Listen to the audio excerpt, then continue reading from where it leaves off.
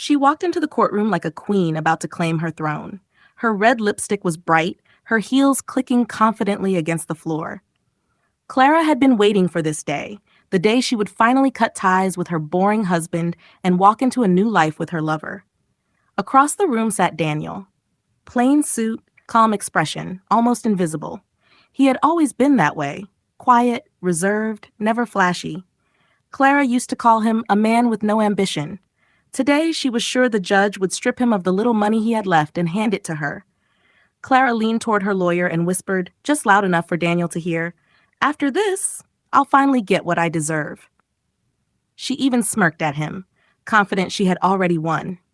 The judge began the proceedings. Clara's lawyer spoke first, painting her as the victim of an unhappy marriage. Clara dabbed fake tears with a tissue, sighing dramatically for effect. People in the courtroom exchanged sympathetic looks. Daniel remained silent, never once interrupting. Finally, it was Daniel's turn. His lawyer submitted a thick stack of documents. Clara barely glanced at them. She didn't care. What could a man like him possibly hide? The judge adjusted his glasses, studying the papers. The room grew tense. Clara straightened her back, ready for the victory she was sure was coming. "Mrs. Clara," the judge said slowly, "you claim your husband has little to offer and that you should be granted spousal support. However, after reviewing his financial disclosures, I must correct you." Clara tilted her head, smiling sweetly. "Yes, Your Honor." The judge cleared his throat. "Mr. Daniel is the majority shareholder and silent partner in 3 highly successful companies. His net worth exceeds $30 million. The words struck like thunder. Gasps filled the courtroom. Clara's smile froze. She blinked rapidly, her mind struggling to process. "What?" she whispered. The judge wasn't finished.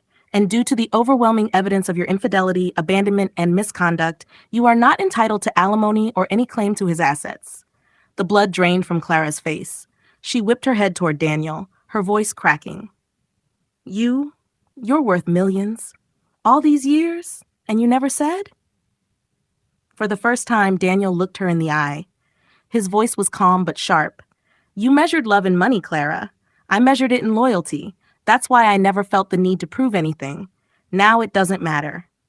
At the back of the courtroom, Clara's lover shifted uncomfortably. He hadn't signed up for this. She had promised him freedom and wealth, not a penniless future. He avoided her eyes, already slipping away. The judge finalized the divorce swiftly. Clara was granted nothing more than her personal belongings. No property, no support, no share of Daniel's fortune. The sound of the gavel echoed like a final nail in her coffin. Clara sat frozen, her once smug smile completely erased. For the first time, fear and regret clouded her face. Daniel stood, buttoned his jacket, and walked out with quiet dignity. He didn't look back. The whispers in the courtroom followed him. Admiration, respect, shock. Clara remained behind, staring blankly at the empty chair where her husband had sat. She had mocked him, betrayed him, left him for another man, and in doing so, she had lost everything. By the time she turned around to seek comfort from her lover, he was gone. She was alone.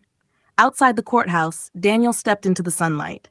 For him, this wasn't revenge. It was liberation. The chapter with Clara was closed forever, and as word spread, people couldn't stop talking about the cheating wife who laughed at her poor husband in divorce court, only to learn too late he was a multimillionaire she would never touch again.